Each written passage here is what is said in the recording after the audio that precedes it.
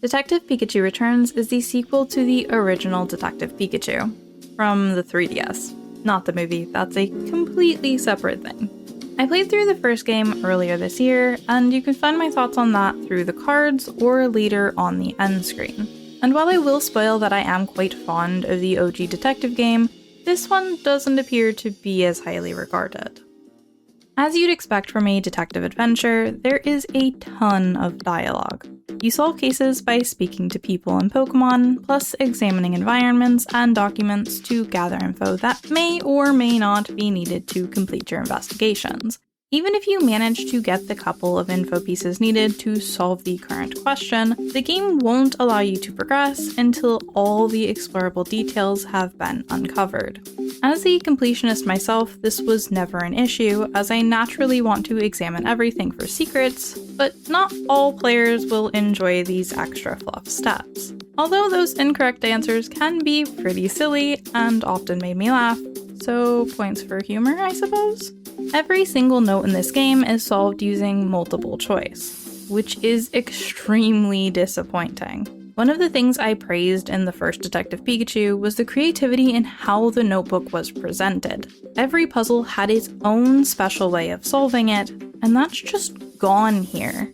Instead being a pop quiz every few minutes to make sure you were comprehending what the clues meant. It's not nearly as enjoyable to answer the prompts here.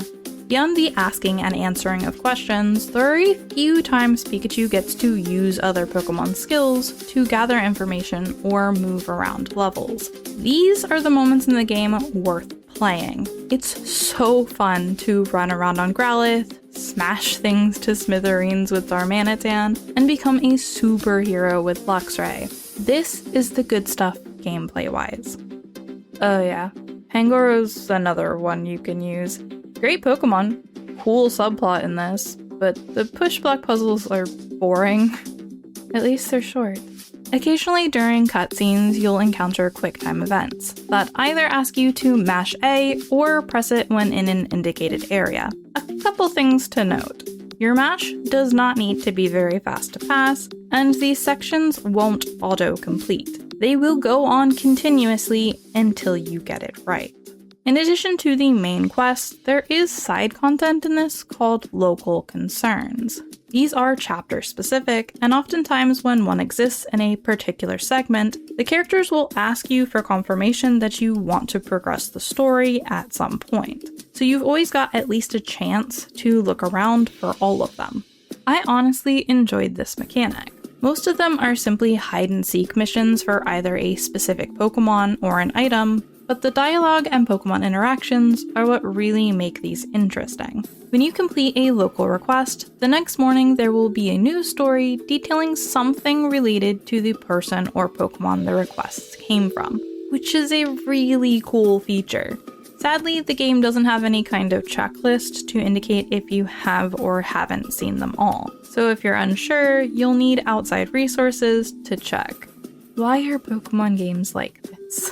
This game isn't great on quality of life features, but they at least do have a chapter select in story jump mode, which will allow you to begin any chapter after completing the prologue. But you can't go into subsections of a chapter until you've actually played up to it. There are also a bunch of toggleable options for speed up, which are all disabled by default.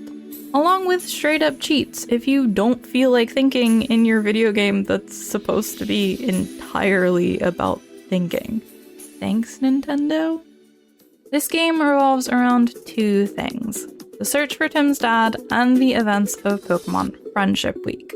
This tale is split into 6 major chapters, each of which focuses on a new section of the world. There is a decent range of detective cases covered here: disturbing the peace, theft, missing persons, mistaken identity, attempted kidnapping, animal cruelty, world domination. There are some really dark undertones in this storyline. It's not nearly as cheerful as I wanted another Detective Pikachu game to be. I won't spoil all of the plot points in case you want to experience the game for yourself, but here are the cliff notes.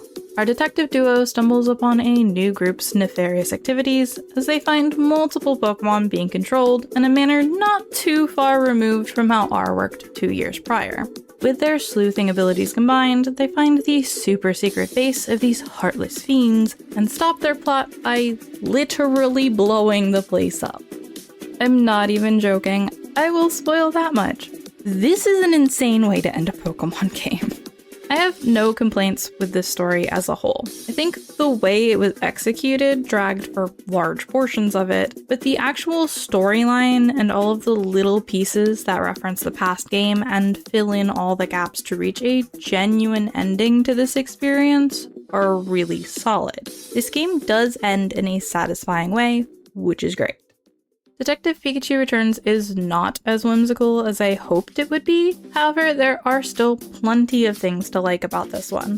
The Pokemon intro lines are still awesome. The Pokemon themselves look great. When you play as Pikachu, you can read what they're actually saying like it's a normal conversation. I love that they added this exclamation mark to indicate if someone has something new to say, so you don't need to constantly talk to them to check that.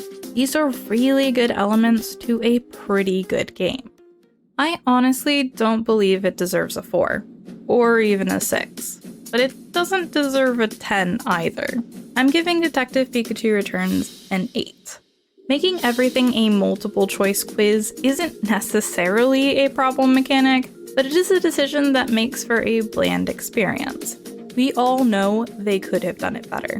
While I can praise the dialogue for being silly and fun in some parts, the vast majority of the time you'll see the same sentence at least 3 times between Pikachu and Tim talking. They repeat things so much. Running back and forth for clues is expected of a detective game, however there are some parts of this that take it too far. If you play games for the story, this is up your alley. If you play for cute Pokemon, play the first game instead. And if you want a detective game requiring actual deduction, look elsewhere. Unless you are a literal child. Or maybe don't. Children now would not read through this much, let's be honest. I got nothing else. Thanks for watching, and special thanks to Jason for requesting this as his member reward. I hope you have a lovely day.